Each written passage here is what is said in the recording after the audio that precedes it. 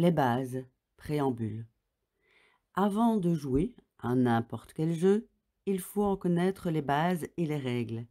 C'est parfois fastidieux. Nous n'aimons pas lire les modes d'emploi ou les règles du jeu, mais c'est un passage obligé pour que tout le monde joue à la même chose et que la partie soit intéressante. Je présente donc ici les règles et les bases de l'enjeu actuel, celui qui nous concerne, votre vie. Je ne vous conseille pas de sauter ce chapitre, même si l'envie vous démange. Vous pouvez le lire en diagonale maintenant et vous y pencher d'une façon plus verticale plus tard. Vous avez été privé de liberté par le tabac, par sa chimie et par l'impact qu'il a eu sur votre physiologie, sur le fonctionnement automatique de votre système nerveux et de ses composants. La compréhension de la méthode que je vous propose passe par des explications simples, basiques et élémentaires du fonctionnement de votre corps et comment vous avez été piégé par la chimie d'un des plus puissants produits neurotoxiques qui soit, la nicotine. Pouvez-vous imaginer que l'humanité ne fasse rien si, à chaque année qui passe, disparaissaient tous les habitants d'une ville de 5 millions d'âmes, Madrid, Détroit, Saint-Pétersbourg ou Atlanta, vaporisés par un produit neurotoxique plus puissant que le gaz sarrasin? Il ne tuerait pas instantanément, mais dans d'horribles souffrances après plusieurs années. Pouvez-vous imaginer 3 Boeing 747 ou 3 Airbus A380 qui s'écraseraient tous les jours, entraînant dans la mort tous leurs passagers?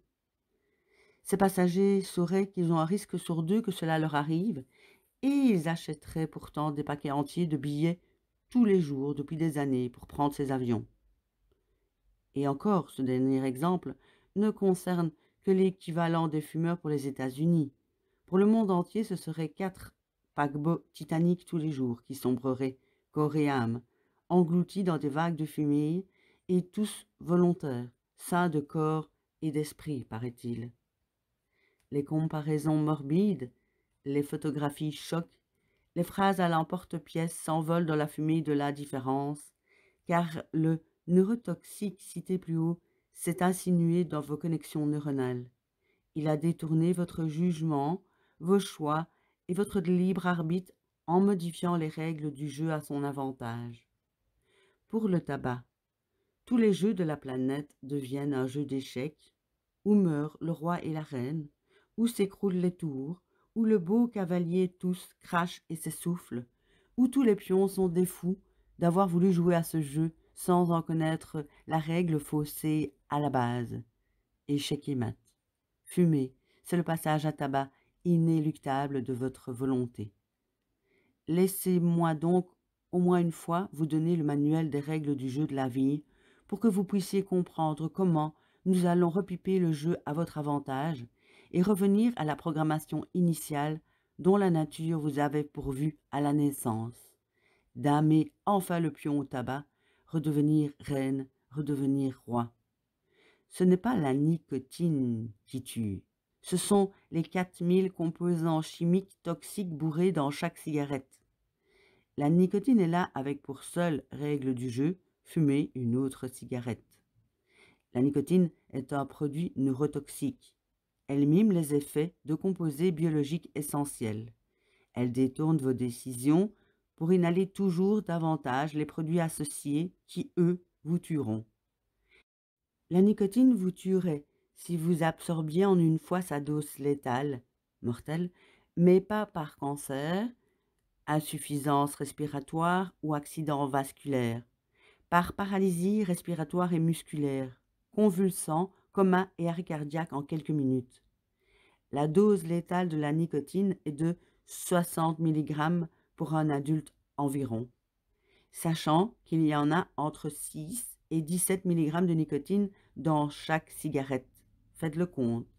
Il y a assez de nicotine dans 5 à 10 cigarettes pour vous tuer instantanément. Heureusement, pour l'humanité, il n'y a que 1 mg environ qui est absorbé à chaque cigarette. Les doses de nicotine sont calculées au plus juste pour avoir les effets neurotoxiques de dépendance et d'accoutumance. et pour que ce soit les produits cancérigènes et autres goudrons et ammoniac qui l'accompagnent qui jouent le rôle de bourreau à petit feu. C'est très subtil, scientifiquement et sciemment programmé par les manufacturiers du tabac soutenus par tous les ministères des Finances, louchant sur les redevances.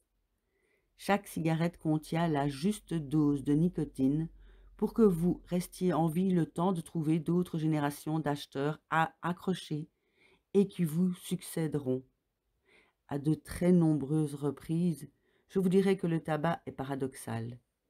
Les effets souvent contraires et inattendus, à la fois plaisir et désagréable, relaxante et stimulante, amie réconfortante et mortelle ennemie, la nicotine joue sur tous les tableaux et mime les effets des hormones, des émotions et des sensations pour vous tromper. C'est ce qui fait sa force et sa perversité. C'est pour cela que j'aimerais vous présenter les règles du jeu pour ne plus être désarmé. Les armes, je vous les fournirai au fur et à mesure lorsque vous aurez compris comment elles fonctionnent. La vie, la vôtre, la mienne, et généralement celle de tous les êtres vivants, est automatique et se maintient sans intervention volontaire de notre part. Le seul but de la vie est de vivre et de poursuivre ce but par la reproduction. Tous les organismes vivants sont équipés d'un système automatique qui permet sa survie et la reproduction. Chez les vertébrés, dont nous faisons partie, ce système s'appelle le système nerveux autonome. C'est un énorme système très complexe qui régule la totalité des fonctions automatiques de la vie, de protection, de défense, de gestion de l'énergie et de reproduction. La très grande majorité des fonctions du système nerveux autonome se fait sans aucun contrôle possible par la volonté. Lorsque vous avez commencé à fumer, le tabac et la nicotine qu'il contient ont modifié la programmation de votre système nerveux autonome à votre désavantage. Ce système indépendant de votre volonté a subi un détournement qu'il sera très difficile à contrer par la seule volonté parce que ce système est autonome et verrouillé justement. Nous étudierons dans un premier temps le système nerveux autonome et les seules fonctions que vous avez déprogrammées sans le savoir. Ce sera plus facile de comprendre comment nous allons reprogrammer le système, faire un reset. Nous verrons ensuite, assez succinctement, le fonctionnement cardiaque et respiratoire, tous les deux appartenant au système nerveux autonome. Ils seront les outils de la reprogrammation. Chapitre 6. Le système nerveux autonome. Il est aussi appelé système nerveux végétatif, système neurovégétatif ou système nerveux involontaire. C'est la partie du système nerveux responsable des fonctions automatiques, non soumises à la volonté. Il contrôle les muscles lisses, digestion, vaisseaux sanguins, les muscles cardiaques et la majorité des glandes. Si quelque chose fonctionne en dehors de votre volonté, lorsque vous dormez ou que vous n'y pensez pas, il y a de fortes chances que ce soit grâce à votre système nerveux autonome. Les sensations, les émotions, la douleur et plus généralement toutes les informations entre votre corps et le cerveau transitent par votre système nerveux autonome. Le système nerveux autonome est aussi responsable de la mobilisation et de la gestion de l'énergie. Énergie sans laquelle nous ne serions pas des êtres animés, des animaux. Le système nerveux au complet comprend 1. Le système nerveux central, cerveau plus moelle épinière. 2. Le système nerveux périphérique, tout ce qui n'est pas dans le système nerveux central, qui comprend le système nerveux volontaire, les muscles et le mouvement, et le système nerveux autonome, celui qui nous intéresse.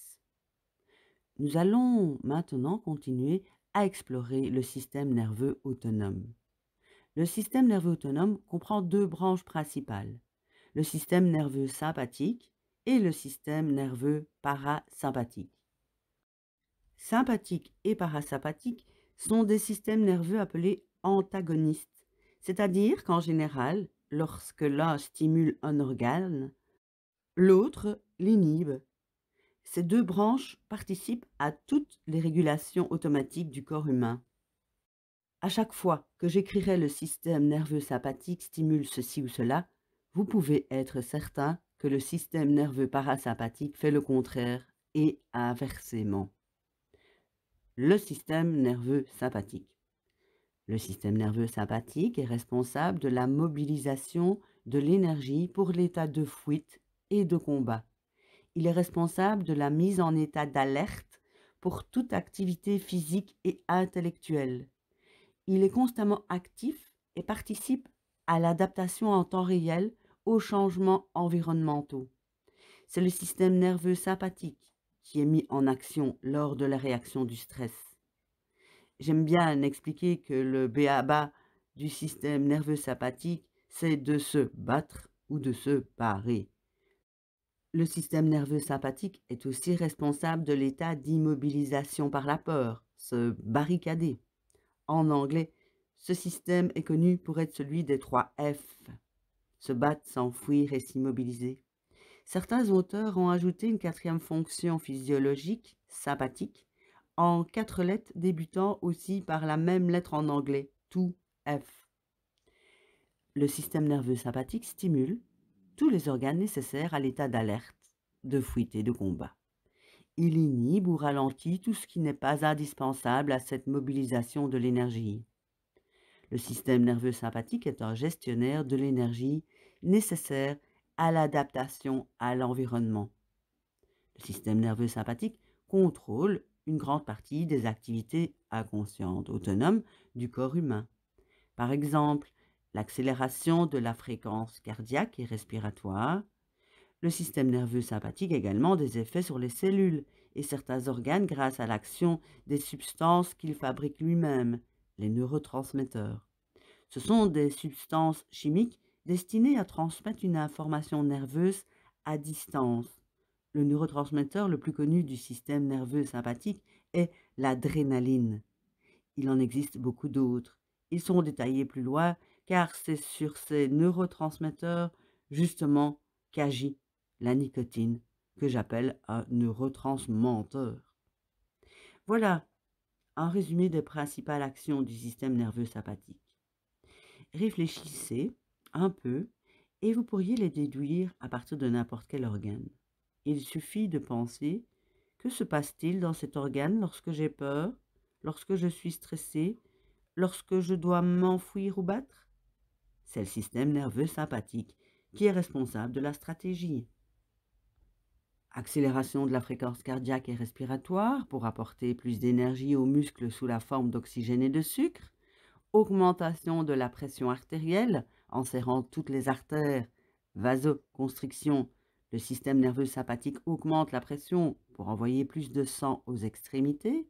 Pensez au tuyau d'arrosage que vous serrez pour avoir plus de pression et arroser plus loin. Libération de sucre dans le sang à partir des réserves, toujours pour fournir davantage d'énergie aux muscles. Dilatation des vaisseaux musculaires volontaires au détriment des vaisseaux non musculaires et des muscles non volontaires qui sont serrés. Augmentation de la transpiration pour permettre de réguler l'augmentation de la température causée par le travail musculaire comme un radiateur d'automobile. Blocage de la digestion. Elle n'est pas indispensable à la fuite au combat, elle est donc inhibée. L'énergie est dirigée en priorité vers les muscles et le cerveau. D'ailleurs, vous avez la bouche sèche lorsque vous êtes stressé. La salive, ça fait partie de notre système digestif. Augmentation de la coagulation du sang. C'est aussi un mode de protection lors de la fuite ou du combat. Le risque de blessure est plus important. Il vaut mieux coaguler plus vite. Pouvez-vous maintenant comprendre pourquoi le stress chronique favorise l'hypertension artérielle et les accidents cardiaques ou vasculaires? Resserrement des artères, augmentation de la pression et augmentation de la coagulation. Le tremblement, c'est en effet de la mise sous tension des muscles pour réagir le plus rapidement possible. Et ainsi de suite. Pratiquement tous les organes sont touchés par le système nerveux sympathique lorsque le corps est mis en mode fuite ou combat, stress ou menace. Bien sûr, cette liste est beaucoup plus longue en réalité, mais je désire rester simple et sympathique à vos yeux pour ne pas vous perdre en route et que vous vous mettiez en mode fuite ou combat vis-à-vis de moi. Le système nerveux parasympathique. Le système nerveux parasympathique est responsable de la mise en état de repos, de réparation et de récupération, après ou en prévision du prochain épisode de fuite ou de combat. Il est constamment actif et participe à l'adaptation en temps réel aux changements environnementaux. C'est le système nerveux parasympathique qui permet la digestion, reconstitution de l'énergie, la récupération et la réparation, préparation au prochain épisode de fuite ou de combat, le repos, récupération physique, la relaxation, récupération musculaire, et la détente, récupération mentale, mais aussi l'apprentissage et la mémorisation. J'aime bien expliquer que le système nerveux parasympathique, c'est les R, réparation, restauration, récupération, régénération, repos, remémoration, réflexion, etc. Le système nerveux parasympathique inhibe ou ralentit tout ce qui n'est pas indispensable à ses objectifs. Le système nerveux parasympathique est un gestionnaire de l'énergie nécessaire à l'adaptation à l'environnement. C'est la conservation de l'énergie. Le neurotransmetteur le plus connu du système nerveux parasympathique est l'acétylcholine. Voici un résumé des principales actions du système nerveux parasympathique. Réfléchissez un peu et vous pourriez les déduire à partir de n'importe quel organe. Il suffit de penser que se passe-t-il dans cet organe lorsque le danger est passé, que je suis au repos? Le système nerveux parasympathique a systématiquement les effets contraires de ceux du système nerveux sympathique étudiés plus haut. Ralentissement de la fréquence cardiaque et respiratoire, réduction de la pression artérielle, reconstitution des réserves de sucre sous forme de graisse, relance de la digestion. Vous avez certainement remarqué lors d'un massage agréable que votre ventre commence à gargouiller. C'est que vous êtes passé en mode parasympathique et que la digestion peut repartir, le danger est passé. Vous commencez à saliver. Normalisation de la coagulation du sang, relâchement musculaire, clarté mentale et meilleure prise de décision, et ainsi de suite. Pratiquement tous les organes sont touchés par le système nerveux parasympathique lorsque le corps n'est plus en mode fuite ou combat. L'alternance sympathique-parasympathique, jour et nuit. De façon totalement inconsciente, le système nerveux autonome alterne entre ces deux systèmes pour gérer en temps réel, instantanément, toutes les régulations automatiques nécessaires à la survie. Ces deux modes sont antagonistes, mais ils assurent une parfaite stabilité de notre adaptation à l'environnement. Pensez à une automobile sans accélérateur, le sympathique. Elle ne quittera jamais le garage. Pensez à une automobile sans frein, parasympathique. Elle ne franchira pas le premier virage. Ces deux commandes sont antagonistes et indispensables à la régulation de la vitesse d'une automobile pour l'adapter aux dangers et aux méandres de la route. Les neurotransmetteurs. Ce court chapitre consacré aux neurosciences a une importance capitale pour comprendre le mode de fonctionnement perverse de la nicotine et la méthode que je vous propose. Nous allons substituer à l'action de la nicotine une action obtenue par la respiration seule, sans aucun danger celle-là. Avant d'aller plus loin, et puisque je présenterai aussi certains neurotransmetteurs et certaines hormones, quelques définitions simples sont nécessaires. Neurotransmetteurs, hormones et neurohormones. Vous rencontrerez ces trois dénominations et cela peut prêter à confusion car certains produits peuvent être l'un et l'autre à la fois. Je vais tenter d'être le plus clair possible. Neurotransmetteur. C'est une substance chimique sécrétée par un neurone et destinée à transmettre une information à un autre neurone. C'est une transmission d'informations de neurone à neurone. L'information qui parcourt les neurones et les nerfs est électrique, mais elle devient chimique entre les neurones. Hormone. C'est une substance chimique sécrétée par une glande qui est véhiculée à distance par le sang pour transmettre une information. C'est une transmission des cellules sécrétrices d'une glande vers des cellules cibles à distance. Neurohormone. C'est une substance chimique sécrétée par un neurone destinée à transmettre une information à distance. C'est la transmission de neurones vers des cellules cibles à distance. La noradrénaline est à la fois une hormone et un neurotransmetteur. L'estrogène est une hormone qui peut aussi avoir une action à distance sur les neurones. La biologie est complexe. Dans la suite de cet ouvrage, je ferai surtout référence à des neurotransmetteurs et à certaines hormones dont j'expliquerai le rôle et les interactions au fur et à mesure. Adrénaline. Adrénaline et noradrénaline ont des effets semblables. L'adrénaline est uniquement une hormone et la noradrénaline, son précurseur chimique, est à la fois neurotransmetteur et hormone. La noradrénaline est libérée par les glandes surrénales et par les nerfs du système nerveux sympathique. La noradrénaline et l'adrénaline jouent un rôle primordial dans l'excitation, l'orientation vers les stimuli, l'attention sélective, la vigilance, les émotions, l'état de veille, l'apprentissage. Elle est libérée lors d'un stress. Tous les effets du système nerveux sympathique sont induits par la noradrénaline et l'adrénaline.